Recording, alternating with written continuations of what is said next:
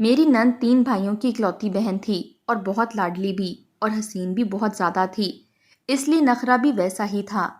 मेरे शौहर और मेरे छोटे दोनों देवरों ने मेरी नंद रानिया को सर पर चढ़ा कर रखा था। वो भी मेरे देवरों की तरह से पैंट शर्ट्स पहनती थी। जब मैं शादी होकर आई तो मेरे शौहर ने मुझसे यही कहा था कि मेरी छोटी बहन की कोई बात ना टालना, लेकिन इस लड़की के रंग ढंग ही निराले थे। बेशक वो तीनों भाइयों से छोटी थी, लेकिन वैसे इसकी उम्र 20-21 साल की थी। लेकिन बात यूं करती जैसे लड़का हो। मैं खाना खाऊंगा, मैं यहाँ जाऊंगा, मैं कॉलेज से छुट्टी करूंगा। मैं तो इसके अनोखे रंग ढंग देख कर ही हैरान सी रह गई थी। वो कॉलेज से आते ही छोटे देवर की पैंट शर्ट पहनकर बिना दुपट्टे के यूं मुतमईन होकर बैठती कि जैसे हम खवातीन शलवार कमीज पहनकर मुतमईन होकर बैठ जाती हैं।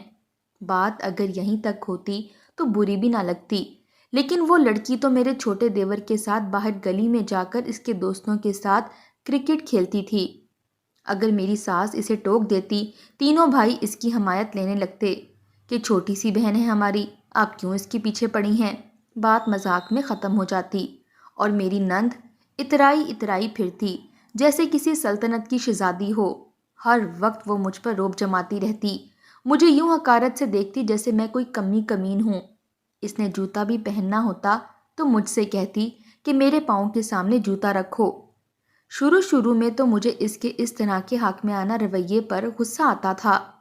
एक बार मैंने अपने शौहर से इसकी शिकायत लगा दी कि मैं इससे रिश्ते और उम्र दोनों में ही बड़ी हूँ, लेकिन बजाय कि वो मेरी इज्जत करे वो मुझ पर रोब जमाती है। इसे बात करने की भी तमीज़ नहीं है। ये कहने की देर थी कि मेरे शौहर ने मुझे ऐसे गुस्से से घूरा जैसे नज़रों से ही मार डालेंगे। नहायत गज़बनाक लहजे से बोले कि खबरदार जो मेरी बहन के बारे में एक लफ्ज़ भी कहा तो तुम्हें अभी के अभी तलाक दे दूंगा। मैं तो अपने शौहर की शक्ल देखती रह गई थी। वो अपनी बहन की गलत बात पर भी मुझे ही डांट रहे थे। इसके बाद मैं चुप सी हो गई। खाने के टेबल पर मेरी नंद का मेन्यू सबसे अलग ही होता था। एक बार मुझसे कहने लगी कि मेरे लिए कोरमा बना लेना, और अक्सर वो मुझे अपनी फरमाइशी चीज़ें उस वक्त बताती जब मैं सब कुछ पका चुकी होती और अपने शौहर के आने से पहले तैयार होने लगती। तब वो कहती कि मेरे लिए फ़लाँ चीज़ बना लो। अक्सर ये होता कि जब मेरा शौहर घर आता तो मैं किचन में ही पसीने से शराबूर खाना बना रही होती। मुझे देख कर ही मेरे शौहर का मूड ख़राब हो जाता। वो कहता, क्या बात है, पूरे दिन में तुमसे एक खाना वक्त पर नहीं बनता। अब मैं इससे क्या कहती कि तुम्हारी बहन मेरी सबसे बड़ी दुश्मन बनी हुई है, जो जानबूझकर उस वक्त अपनी पसंद की चीज़ का ऑर्डर देती है जब मैं सब कुछ बनाकर कमरे में जाने लगती हूँ। इससे पहले कि मैं अपने शौहर को जवाब देती, रानिया बोल पड़ी। कहने लगी, भाभी सुस्त बहुत हैं, ज़रा से काम में घंटों लगा देती हैं। सफाई के लिए मासी ही आती है, बस एक किचन ही तो संभालना होता है, इस पर ये पूरा दिन लगा देती हैं। लाउंज के सोफे पर बैठी वो अपने नाखूनों पर नेल पेंट लगाते हुए बोली। मैं पेजो थाप खाकर रह गई, क्योंकि जानती थी कि मेरी बात सुनने और समझने वाला और कोई न था। वक्त यूं ही गुजरने लगा। मेरी शादी को 3 साल बीत गए थे। अल्लाह ने मुझे एक बेटे से नवाजा था। रानिया का बीए का आखिरी साल था, लेकिन रानिया के रवैये में ज़रा भी फ़र्क नहीं आया था। अब भी वो किसी काम को हाथ नहीं लगाती थी। मैं पूरे ससुराल की जिम्मेदारी अकेले संभाल कर थक चुकी थी। ना मेरी नंद घर के और किचन के कामों में दिलचस्पी लेती थी और ना ही किसी काम को हाथ लगाती थी। मैं अगर अपने शौहर से ये कहती कि आपकी बहन इतनी बड़ी हो गई है और किसी काम को हाथ नहीं लगाती, ना ही इसे कुछ घर गृहस्थी आती है, ससुराल जाकर क्या करेगी, तो वो मेरी बात को गैर संजीदगी से ही लेते थे। कहते, सीख जाएगी, अभी इसकी उम्र ही क्या है। रानिया तो उठकर एक गिलास पानी तक खुद नहीं पीती थी। एक छोटे बच्चे के साथ सारी जिम्मेदारी संभालते हुए मैं तो घन चक्कर सी बन जाती थी। इस पर रानिया ने तो मुझे मुलाजमा ही समझ लिया था। अपने कमरे से मुझे आवाज़ देकर कहती कि मुझे पानी लाकर दें, मेरे कपड़े इस्त्री कर दें। गो कि अपने छोटे मोटे काम भी वो खुद नहीं करती थी, बल्कि मुझे ही पुकारती थी। रानिया के होते हुए मेरी हैसियत इस घर में बिल्कुल एक नौकरानी जैसी थी। रानिया के लिए अब रिश्ते आने लगे थे। वो हसीन थी, इसलिए रिश्ते भी इसके लिए वैसे ही आने लगे थे, खूबसूरत और अमीर घरानों से। मैं चाहती थी कि इसका जल्द अज जल्द रिश्ता तय हो जाए और इसकी शादी हो जाए, تاکہ میرے سر سے رانیہ نامی بلا ٹل جائے، لیکن وہ تو اس قدر نخریلی تھی کہ رشتے کے لیے آنے والے لڑکوں کی تصاویر دیکھ کر ہی نقص نکال کر ریجیکٹ کر دیتی تھی۔ انہی دنوں میرے دیور کو اپنے آفس کی ایک کولیگ پسند آ گئی۔ اس نے اس لڑکی سے شادی کر لی۔ میں نے بھی شکر کیا کہ چلو میری کچھ ذمہ داری تو کم ہوگی، لیکن دیور کی شادی کو ابھی 1 ہفتہ ہی ہوا تھا کہ ایک دھماکہ میرے سر پر یہ ہوا کہ دیور کہنے لگا کہ اس کی اور اس کی بیوی کی نوکری دبئی کی ایک کمپنی میں لگ گئی ہے، اس لیے وہ چند دن میں ہی وہاں چلا جائے گا۔ یہ سن کر ہی میرا دل بجھ کر رہ گیا کہ میری دیورانی تو خوش نصیب نکلی، اس نے سسرال والوں کو 1 کپ چائے تک نہ بنا کر دیا تھا۔ چند دن میں وہ دبئی بھی چلی گئی اور میری ذمہ داری مجھ پر ہی مسلط رہی۔ میری ساس بہت اچھی خاتون تھیں، میرا احساس بھی کر لیتی تھیں، لیکن رانیہ بہت سخت دل قسم کی لڑکی تھی۔ اگر میری ساس کچن میں میری کچھ مدد کروانے لگتی تو اپنی ماں کو منع کر دیتی کہ آپ نے خود ہی گھر کے سارے کام کرنے تھے تو بہو کیوں لے کر آئی تھیں، آپ کو تو بہو رکھنی ہی نہیں آتی، مجھے دیکھیں میں کیسے بھابھی کو اس کی اوقات میں رکھتی ہوں۔ میری ساس اسے اس بات پر ہلکا سا ڈانٹ دیتی، لیکن مجھے لگتا جیسے وہ مجھے ذلیل کر رہی ہو۔ اس کے رویے سے ان 3 سالوں میں میرے دل میں رانیہ کے لیے نفرت اس قدر بڑھ چکی تھی، مجھے وہ ایک آنکھ نہیں بھاتی تھی۔ ایک بار میں کچن میں کام کر رہی تھی، میرے شوہر کے دوستوں کی دعوت تھی، میرا بیٹا بخار میں تپ رہا تھا، میں اکیلی ہی گھن چکر بنی ہوئی تھی، میری ساس بھی گھر پر نہ تھی ورنہ میں اپنا بیٹا ان کے حوالے کر دیتی۔ میں نے بڑی مشکل سے اپنے بیٹے کو گود میں پکڑے کھانا تیار کیا، مجال ہے جو میری نند نے یہی خیال کر لیا ہو کہ میرے بیٹے کو ہی دیکھ لیتی۔ میں نے کچن کا سارا کام نپٹایا اور اپنے بیٹے کو سلانے کے لیے اپنے کمرے میں چلی گئی۔ اپنے بیٹے کو دوا دے کر سلا کر میں نہا کر تیار ہو گئی۔ میرے شوہر گھر آئے تو پوچھنے لگے کہ سب کچھ تیار ہے؟ میں نے کہا کہ سب کچھ تیار ہے۔ کچھ ہی دیر میں ان کے دوست اپنی بیویوں کے ساتھ آ گئے، لیکن جیسے ہی انہوں نے کھانا شروع کیا ہر چیز میں نمک تیز تھا۔ میرا شوہر مجھے گھور گھور کر دیکھنے لگا، میں تو پریشان ہو کر رہ گئی تھی کیونکہ میں نے سب کچھ بالکل ٹھیک بنایا تھا اور میرے کھانے اتنے لذیذ ہوتے تھے کہ سب لوگ تعریف کرتے تھے۔ میری نظر رانیہ پر پڑی تو وہ مسکرا رہی تھی، میں سمجھ گئی کہ یہ اسی کی شرارت ہے۔ میرا خون کھول کر رہ گیا تھا، کسی نے بھی کھانا رغبت سے نہیں کھایا تھا، بہت سارا کھانا ضائع ہو گیا تھا۔ جب میرے شوہر کے دوست اور ان کی فیملی چلی گئی تو میرا ایک تماشا سا بن گیا تھا، سب کے سامنے میرے شوہر نے مجھے ذلیل کر کے رکھ دیا کہ میں نے ان کے دوستوں میں ان کی ناک کٹوا کر رکھ دی۔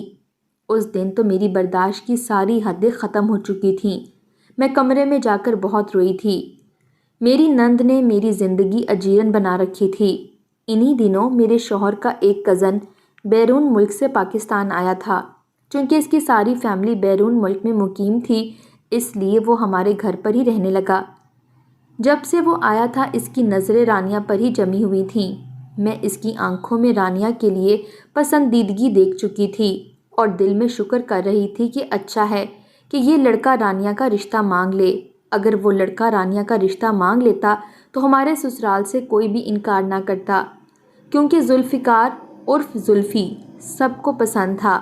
میں بھی دل سے دعا کر رہی تھی کہ اس کا رشتہ رانیہ سے ہو جائے تاکہ وہ سالوں بعد ہی پاکستان کا رخ کیا کرے۔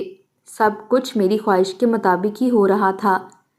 ذوالفقار نے جب رانیہ کے لیے اپنی پسندیدگی کا اظہار کیا تو کسی کو بھی کوئی اعتراض نہ تھا۔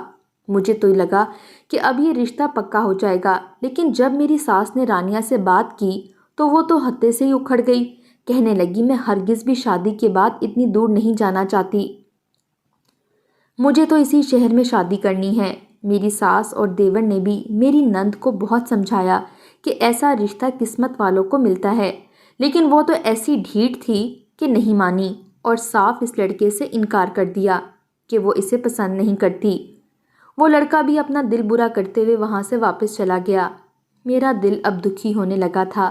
میں نے کتنی دعائیں مانگی تھیں لیکن میری ایک دعا قبول نہیں ہوئی۔ میری نند کی عمر اب بڑھنے لگی تھی، اس کو BA کیے ہوئے بھی 3 سال گزر گئے تھے، وہ 27 سال کی ہو چکی تھی۔ اس عمر میں بھی اس کے لیے بہت اچھے رشتے آتے تھے، لیکن اس کا وہی نخرہ اور وہی اکڑ تھی، اپنے لیے آنے والے ہر رشتے میں وہ نقص نکال کر انکار کر دیتی۔ 2 سال مزید گزر گئے تھے، اللہ نے مجھے ایک بیٹی سے نواز دیا۔ میری ساس میری نند کی وجہ سے بے حد پریشان تھیں۔ وہ 30 کی لگ بھگ ہو چکی تھی۔ اب اس کے لیے آنے والے رشتے بڑی عمر کے تھے۔ وہ جیسے ہی آنے والے رشتوں میں لڑکوں کی تصویریں دیکھ لیتی کہتی یہ تو بہت بڑا ہے، مجھے یہ نہیں پسند۔ میری ساس اس کی وجہ سے بیمار رہنے لگی تھی۔ اچھے خاصے لوگوں میں وہ نقص نکال دیتی تھی۔ اب تو میرا شوہر بھی تنگ آ چکا تھا۔ اس کے رشتے آنے بہت کم ہو گئے تھے۔ ایک بار رشتے والی آنٹی ایک رشتہ لے کر آئی جو عمر میں بھی کافی زیادہ بڑا تھا۔ 45-50 سال کے قریب اس شخص کی عمر تھی۔ اپنے حلیے سے بھی مناسب مڈل کلاس ہی لگتا تھا اور صحت کے اعتبار سے بھی کمزور تھا۔ شکل سے چرسی لگتا تھا۔ وہ میری نند کو خود دیکھنے آیا تھا۔ مجھے لگا میری نند کا جتنا نخرہ ہے وہ تو اس بڈھے کو دیکھ کر ہی دھکے دے کر باہر نکال دے گی، لیکن میری حیرت کی انتہا نہ رہی جب میری نند نے وہیں بیٹھے سب کے سامنے اس رشتے کے لیے رضامندی دے دی۔ میں تو اس کی شکل ہی دیکھتی رہ گئی تھی۔ پہلے تو مجھے اپنے کانوں پر یقین ہی نہیں آیا تھا کہ جو کچھ میں سن رہی ہوں وہ سچ ہے۔ رانیہ کیسے اس بڈھے کے ساتھ زندگی گزار سکتی ہے؟ میرے شوہر اور چھوٹے دیور کی حالت بھی مجھ سے مختلف نہ تھی۔ میری ساس البتہ چپ تھی۔ وہ شخص تو یہ سن کر ہی خوش ہو گیا تھا کہ اس عمر میں بھی اسے خوبصورت بیوی مل رہی ہے۔ میرے شوہر کو میری نند کا یہ فیصلہ بے وقوفانہ لگا تھا۔ اس شخص کے گھر سے جاتے ہی میرے شوہر نے میری نند کو آڑے ہاتھوں لیا تھا۔ کہنے لگے کہ اچھے خاصے رشتوں پر تم نے نقص نکالے تھے اور اب تمہیں یہ بڈھا چرسی پسند آیا ہے۔ کہنے لگی یہ میری زندگی ہے، مجھے یہ شخص پسند ہے، میں اس سے شادی کروں گی۔ میرے شوہر نے کہا کہ اپنی بکواس بند کرو، میں تمہاری شادی کبھی بھی اس بڈھے سے نہیں کروں گا۔ لیکن میری نند بس ضد تھی کہ وہ اسی بڈھے سے ہی شادی کرے گی ورنہ کسی اور سے نہیں کرے گی۔ میں جتنا بھی حیران ہوتی اتنا کم تھا۔ اس سے پہلے میرے شوہر کی بحث میری نند سے بڑھ جاتی، میری ساس بیچ میں بول پڑی۔ کہنے لگی یہ جیسے چاہتی ہے اس کی شادی وہیں کر دو۔ میری ساس کی بات سن کر میرے شوہر کو اور بھی غصہ آنے لگا۔ میرے چھوٹے دیور نے بھی ماں اور بہن کو سمجھانے کی بہت کوشش کی، لیکن میری نند تو کچھ بھی سننے کے لیے تیار نہ تھی۔ اس لیے میری ساس نے بھی ہتھیار ڈال دیے۔ کہنے لگیں اس کی عمر اب کون سی کم رہ گئی ہے اور چند سال گزر گئے شادی شدہ مردوں کے رشتے آنے لگیں گے۔ میرا شوہر اور دیور دونوں چپ ہو گئے۔ وہ بڈھا شخص نہ تو امیر تھا نہ ہی دولت مند اور بنگلے والا، ایک مناسب سے چھوٹے سے گھر میں رہتا تھا، کماتا بھی بہت مناسب سا تھا۔ میرے شوہر نے اس کی انکوائری تک نہ نکلوائی اور 1 مہینے کے اندر اندر اپنی بہن کی شادی اس شخص سے کر دی۔ میری نند اپنی شادی پر یوں خوش تھی جیسے اسے کوئی شہزادہ گلفام مل گیا ہو۔ بہرحال جہاں بھی ہوئی تھی، جس سے بھی ہوئی تھی، میں بہت خوش تھی اور مطمئن تھی۔ میری جان اس نند نامی بلا سے چھوٹی جو پچھلے کئی سالوں سے میرے سر پر کسی مصیبت کی طرح عذاب بن کر مسلط تھی۔ لیکن یہ بھی میری خام خیالی ہی نکلی۔ پہلے وہ تنگ کرنے کے لیے کافی نہ تھی کہ اپنے شوہر کو بھی ہر دوسرے دن گھر لے آتی۔ نہ جانے اسے مجھ سے خدا واسطے کا کون سا بیر تھا۔ میری نند کا شوہر تو اس پر لٹو ہو چکا تھا۔ ہر صبح وہ میری نند کو میکے چھوڑ کر چلا جاتا۔ میری نند ناشتہ تک میرے گھر آ کر کرتی تھی اور رات کو جب شوہر اسے لینے آتا تو رات کا کھانا ہمارے گھر سے ہی کھا کر جاتی۔ مجھے رات کے کھانے میں روز ہی اہتمام کرنا پڑتا، لیکن یہ سلسلہ بھی کب تک جاری رہتا۔ میرا شوہر اب میری نند کے روز روز کے میکے آنے پر چڑھنے لگا تھا، لیکن کہتا کچھ نہیں تھا۔ اپنی والدہ سے کہتا کہ رانیہ کو بولو اپنے گھر میں رہنا سیکھے، مگر میری نند بہت ڈھیٹ قسم کی عورت تھی۔ میرے شوہر کے لاکھ منع کرنے پر بھی آ جاتی۔ انہی دنوں میرے سب سے چھوٹے دیور کی بھی شادی ہو گئی۔ میری دیورانی ایک اچھی لڑکی تھی لیکن تھی بہت تیز ترار۔ اس نے جب نند کو روز وہاں آتے دیکھا تو چند دن تو برداشت کیا، لیکن پھر ایک ہنگامہ سا برپا کر دیا۔ نند کے آتے ہی وہ بھی میکے جانے کی تیاری کر لیتی اور میرے دیور سے کہتی کہ مجھے روز میکے چھوڑاؤ، جیسے رانیہ کا شوہر اسے روز یہاں چھوڑ کر جاتا ہے۔ اس کا شوہر کہتا کہ یہ کون سا طریقہ ہے کہ شادی کے بعد بھی تم روز روز میکے جا کر بیٹھ جاؤ۔ وہ کہنے لگی پھر اپنی بہن کو یہاں کیوں بٹھا کے رکھا ہے؟ یہ بات جب رانیہ نے سنی تو بفر گئی۔ کہنے لگی میں اپنے باپ کے گھر بیٹھی ہوں، تم کون ہوتی ہو مجھے نکالنے والی؟ اس بات پر میری دیورانی بفر سی گئی۔ کہنے لگی تمہارے باپ کا اصل گھر قبر ہے جہاں وہ رہتے ہیں، جاؤ اور جا کر وہاں میرا باپ کی رٹ لگاؤ۔ میری دیورانی بھی نند کی طرح چرب زبان تھی، اسے دو بدو جواب دینے لگی۔ ان دونوں کا جھگڑا بہت بڑھ گیا تھا کہ سنبھالنے سے نہیں سنبھل رہا تھا۔ نتیجہ یہ نکلا کہ نند کو اس کے گھر میرے دیور نے ہاتھ جوڑ کر رخصت کیا تھا۔ میرے بچے اسکول جانے لگے تھے۔ ایک بار میری نند کی طبیعت خراب ہو گئی۔ جب وہ ڈاکٹر پر گئی تو یہ خوشخبری سننے کو ملی کہ وہ امید سے ہے، لیکن ڈاکٹر نے میری نند کو بیڈ ریسٹ کا مشورہ بھی دے دیا۔ میری نند اب میرے گھر رکنے کی بجائے وہ اپنے گھر چلی گئی اور میں اپنے شوہر سے کہنے لگی کہ اس کی طبیعت ٹھیک نہیں رہتی، اس لیے مجھے اس کے گھر چند دن کے لیے بھیج دیں۔ بعد میں اس کا شوہر اسے ملازمہ رکھ دے گا۔ میں چند دن کے لیے نند کے گھر چلی گئی تھی۔ وہاں جا کر میں بہت حیران اور پریشان ہو گئی تھی۔ میری نند کے شوہر کا رویہ میری نند کے ساتھ بہت سخت تھا۔ وہ اس سے سیدھے منہ بات تک نہیں کرتا تھا۔ چھوٹی چھوٹی باتوں پر اسے ڈانٹ دیتا کہ تم اتنی بڑی ہو گئی ہو، لیکن تمہیں نہ چائے بنانے آتی ہے اور نہ ہی کھانا بنانا تم نے سیکھا ہے اپنی ماں سے۔ وہ کہنے لگی اسے کیا پتا تھا کہ اس کی شادی کنگلے شخص سے ہو جائے گی۔ وہ شخص یہ سنتے ہی اس پر چلانے لگا، کہنے لگا میں تم پر مرا نہیں جا رہا تھا، میں بس تمہیں دیکھنے آیا تھا، لیکن تم نے سب کے سامنے ہی مجھ سے شادی کے لیے کہہ دیا۔ میں نے تمہاری بات کی لاج رکھی، ورنہ میں تو انکار کر دیتا۔ تو میری نند چپ سی ہو جاتی۔ ایک بار میری آنکھ رات کو کھلی تو میں پانی پینے کے لیے جب لاؤنج میں آئی تو نند کے کمرے کی کھڑکی کھلی ہوئی تھی۔ وہ شخص اندر بیٹھا تھا اور میری نند اس کے پیروں کے پاس بیٹھی رو رہی تھی۔ مجھے یہ بات حیرت میں ڈال گئی کہ میری نند تو بہت بدتمیز اور اونچا ناک رکھنے والی عورت تھی، کیسے وہ اس بڈھے کے پیروں کے پاس بیٹھی رو رہی ہے۔ میں کھڑکی کے پاس آ کر چھپ کر کھڑی ہو گئی۔ میری نند اس کی منت سماجت کر رہی تھی، اس کے پیر پکڑے اس سے کچھ مانگ رہی تھی، لیکن میں یہ نہیں سمجھ پا رہی تھی کہ وہ مانگ کیا رہی ہے۔ میری نند کی حالت غیر سی ہونے لگی تو اس شخص نے ایک نشے کا ٹیکا میری نند کے بازو پر لگا دیا، جس کے لگتے ہی وہ تھوڑی دیر بعد بے ہوش ہو گئی۔ اس کے بعد اس شخص نے کسی کو کال کی اور اپنے گھر بلانے لگا۔ میں واپس اپنے کمرے میں چلی گئی کہ یہ بڈھا کس قسم کا شخص ہے۔ اس کے بعد ایک عیاش سا شخص اس بڈھے کے گھر پر داخل ہوا اور میری نند کے کمرے میں چلا گیا۔ میں یہ سب اپنے کمرے کی لائٹ بند کر کے کھڑکی سے دیکھ رہی تھی۔ جو کچھ میں نے دیکھا تھا میں چکرا کر رہ گئی تھی۔ اگلے روز ہی صبح کو میری نند کی چلانے کی آواز پر میری آنکھ کھلی تھی۔ جب میں کمرے سے باہر آئی تو ایک نرس اور ڈاکٹر میری نند کے کمرے سے باہر نکلی تھیں۔ میں نے ڈاکٹر سے پوچھا کہ میری نند کو کیا ہوا تو وہ کہنے لگی کہ اس کا بچہ ضائع ہو چکا ہے۔ جو کچھ میں ایک رات میں دیکھ چکی تھی میں یہاں رک نہیں سکتی تھی، کیا خبر وہ شخص میرے ساتھ بھی کوئی ایسا گھناؤنا کھیل کھیل لیتا۔ میں نے اپنے شوہر کو فون کر کے بلایا اور اپنے گھر واپس آ گئی۔ نند کے لیے شوہر نے ملازمہ رکھ لی تھی۔ گھر آ کر بھی میں پریشان سی تھی، کبھی یہ سوچتی کہ کسی کو بھی نند کے بارے میں نہ بتاؤں۔ جو کچھ وہ میرے ساتھ آج تک کرتی آ رہی تھی اچھا ہے کہ اس کے ساتھ ایسا ہو رہا ہے، لیکن پھر میرا ضمیر مجھے ملامت کرنے لگتا۔ میں چند دن اسی کشمکش کا شکار رہی، لیکن پھر میں نے ساری بات اپنے شوہر کو بتا دی۔ میرا شوہر تو یہ سن کر دنگ سا رہ گیا تھا۔ اس نے اپنے ایک دوست سے رابطہ کیا جو پولیس میں تھا، پھر اس شخص کے گھر پر رات کے وقت حملہ کروایا تو معلوم ہوا کہ وہ شخص لڑکیوں کو نشے کے ٹیکے لگاتا تھا اور انہیں اس چیز کا عادی کر دیتا تھا۔ جب وہ بے ہوش ہو جاتی تو ان سے جسم فروشی کا کام لیتا۔ میری نند خوبصورت تھی، اس لیے جب اس نے میری نند کی تصویر رشتے کرانے والی آنٹی کے موبائل پر دیکھی تو اس پر ایسا عمل کروایا کہ جیسے ہی وہ نند کا رشتہ لینے جائے نند وہیں اس سے شادی کی ضد شروع کر دے۔ پھر ایسا ہی ہوا تھا۔ میری نند کو کام کی عادت نہ تھی، اس لیے وہ دن کے وقت میکے جانے کا کہتی تو وہ شخص خوشی سے مان جاتا اور رات میری نند کو نشے کا ٹیکا لگا کر بے ہوش کر دیتا۔